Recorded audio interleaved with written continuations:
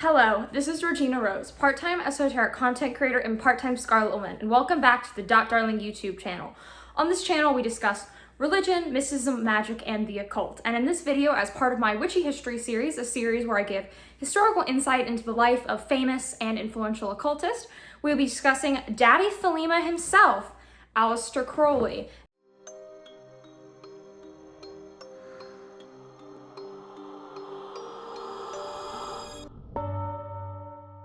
Aleister Crowley is one of those people who, when you say his name, people have a reaction. You know what I mean? People hear him and they get images in their head. They get thoughts. They're like, oh my God, you're talking about the wickedest man in the world. You're talking about an evil man, a wicked provocateur, someone who should be feared. Because there's a lot of misinformation out there about Crowley. People think that he's evil. People think that he's satanic. People think that he's some sort of, force of evil or malice. However, this is far from the truth. Crowley was radically progressive and a provocateur for his time. He had beliefs that went against the status quo, that went against the grain, and made him seem like a threat. So, society and the newspapers, specifically the British press, did a lot of work to sort of make him seem like a pariah, someone to be avoided, someone to be wary of, because they saw him as so antithetical to what they believed. He was not a Christian. He was starting his own religion. He was bisexual. He was, pro things like polyamory. He was okay with, a lot of people doing what they want with their lives rather than following the constricted norms that the Victorian society, required, right? People were told to, have kids, be followers of the Lord, and have a very strict life. And thelema, his religion, argued against that. Thelema argued that every single individual, you, me, we all had an individual will, and that we should live in accordance to that. And that idea made people uncomfortable because people were so used to following this mold of what they were supposed to do with their life and how they were supposed to live. Because of that, Aleister Crowley was painted as a bad character, when in reality, he was a visionary mind. So Aleister Crowley has an edgy image. People associate him with kind of this provocateur, dark, figure.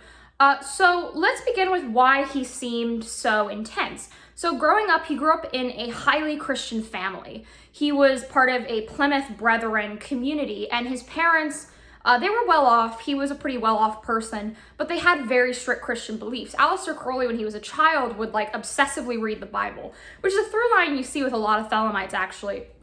But particularly, he was fascinated by Revelations. He read it over and over and over again, and the imagery of Revelations would later inform thelema and a lot of the imagery that you see in his metaphysical and religious work. So he grew up in this very strict family. Then he went off to Trinity College. At Cambridge, he focused on poetry, and he did a lot of mountaineering. He was such a good mountaineer, which is something that often gets forgotten, that he actually led the first manned expedition up K2, one of the largest mountains in the world. They were not successful. There's a lot of kind of funny stories about it, and they got kind of sick. But they did lead the first manned expedition up K2. There's a really good National Geographic article about it that I'll link below. But he also wrote a lot of poetry. One of his big collections that's very memorable would be this one called White Stains, where he wrote these very sort of provocative poems. His poem style is very unique. Actually, is really interesting because it's so different from his channeled writings and his religious work. He has this very unique poetic style. Personally, I'm not a huge fan of his poetry, but I really respect it. I prefer his occult work, but it's still interesting. But basically, in college, he kind of had his Breaking Bad moment, you know what I mean? He realized that he was not, who he was raised as. He started, having, a more provocative playboy life. There's a lot of rhetoric that Aleister Crowley is some sort of crazy pervert degenerate. This is not true. He was kinky, you know what I mean? But he was not some sort of, crazy, wild man. There's some funny stories about him. Specifically with him and a lover he had called Victor Newberg, and he wrote a very provocative poem called Leia Sublime to his wife at the time, and he kind of went through a variety of women. He had a lot of relationships in his life. I don't think that's a moral failing. A lot of people get kind of weird about it, that he had so many women come in and out of his life, but in reality, look around, I feel like we know a few people like that. He was a little bit hedonistic. Personally, I am not very hedonistic. It's one of those things with thelema that I kind of disconnect from. But thelema does not mandate hedonism. I think people look at Aleister Crowley and notice that he was a pretty hedonistic person. You know, he had a lot of lovers, he experimented with substances, and wrote about that quite extensively. But since thelema believes in individual will, you do not have to live like that to be thelemite, and living to be like Crowley 2.0 kind of goes against the point. But basically, he experimented with some drugs. He had a variety of female and at times male lover. He was with more women than men, but he was with some men, which personally, I believe that's why he was seen as such, you know, a pervert. Because people were really uncomfortable with homosexuality, because we're talking about the early 1900s. So I think we should keep that in mind, because that was super, you know, radical at the time. That was something that really made a lot of people very, very uncomfortable whenever you talk about someone who had, you know, bisexual interests at the time. And thelema at the time was very open to those things, still is today. Then he joined the Hermetic Order of the Golden Dawn in 1898, a magical society in the United Kingdom. A lot of very well-known people were a part of it. And there's a lot of really funny stories from this period in his life.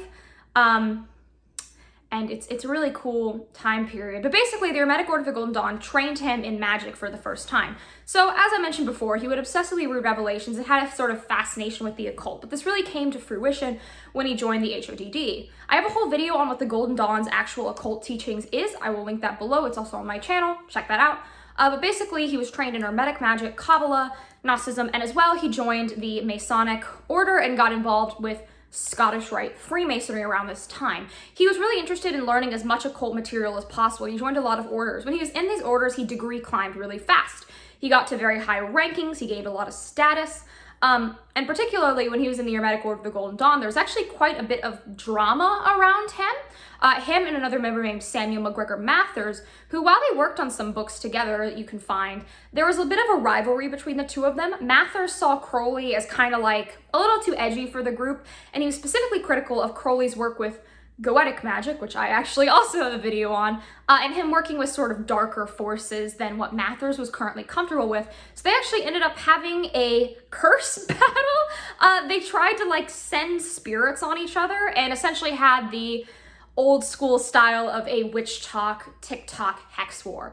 And there was a lot of drama, and this actually ended up dissolving the original Hermetic Order of the Golden Dawn. There's still revival groups, but this whole beef and the amount of like drama that happened inside the HODD was actually what tore it apart. There was so much infighting, and these British men, oh my god, they had so much drama, like so much tea, so much infighting. Aleister Crowley actually got kicked down a flight of stairs at one point when he was in the HODD, which is one of my favorite little stories about that period of his life. So after this, he kind of travels the world. He goes to India, he goes all over the place. And what's really important is he meets a woman named Rose, and they go on a honeymoon to Cairo, and they channel a text known as the Book of the Law. The Book of the Law became the basis of thelema, and it was when he really broke away from Hermeticism, Gnosticism, Freemasonry, and into his own, you know, time period. He really became strong, he became Crowley, he became definitively thelema, and he channeled this text. I have a video on the whole text if you want to know like what it actually says and what it actually means. But basically, he proclaims the new aeon. Immediately after channeling this writing, he actually doesn't think it's very important. He's like, oh, that's interesting, but I don't know, I'm not sure how I feel about it. So he actually loses the text and doesn't think about it for a couple years. And then while he's cleaning his home, a pair of skis fall and the text is recovered, and he realizes that this really aligns with what he's thinking. So after this, he devotes himself to thelema and the law of thelema and this idea of will, and sort of starts making his own rituals. He takes over, well, he doesn't take over, he joins a group called the O.T.O, which was a break-off of German Freemasonry. So it's like an irregular Masonic order.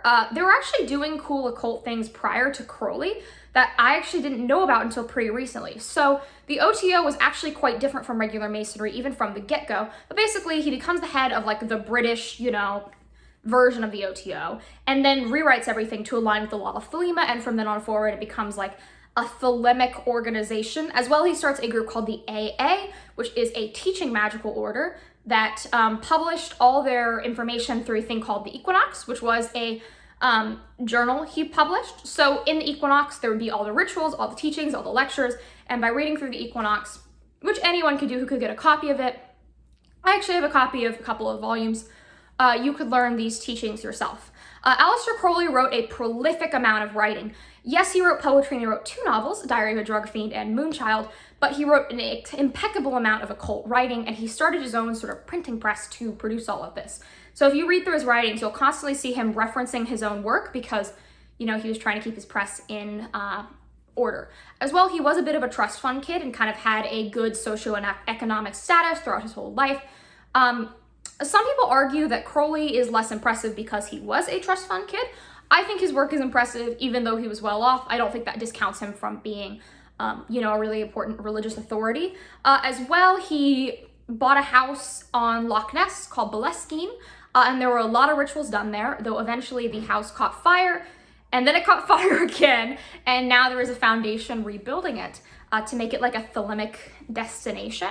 But yeah, Boleskine House, he lived there for a number of years. There's a really funny conspiracy theory that because he did all these rituals in Boleskine, particularly he attempted the Abramelin ritual, which is a very famous, long, exaggerated ceremonial magic ritual, though he did not complete it successfully.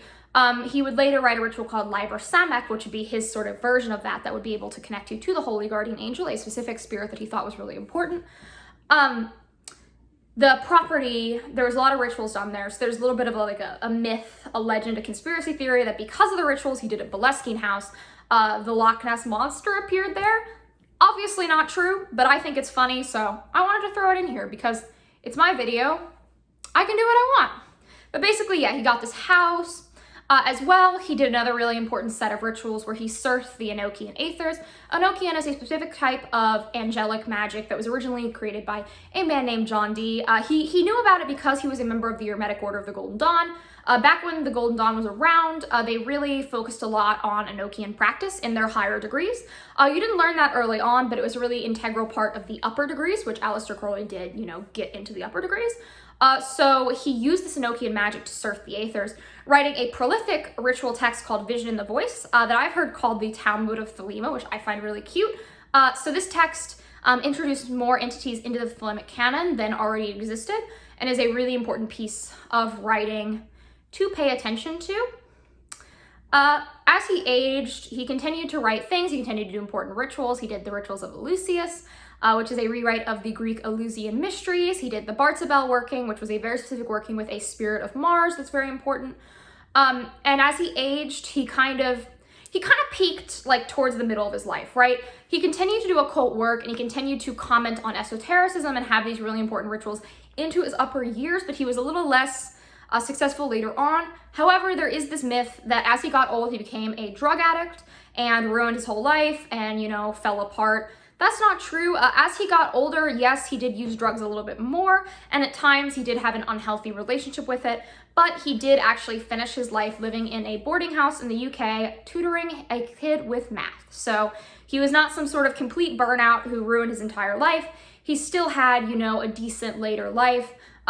Was he, you know, as happy as he was earlier on? No, but I don't think that's a result of the magic. I think that's just a result of how his life worked out for him. He was a flawed person, not going to say he wasn't. I mean, he did struggle with hedonism and some substance problems at times, but I mean, he's a human being. He's not Jesus Christ. Thelemites don't think he is Jesus Christ. His ritual contributions are so impressive. Specific things that I think were some of his most groundbreaking, you know, pieces of things that he made was the Thoth Tarot, which is a tarot deck that is one of the most common tarot decks, and some beautiful correspondences.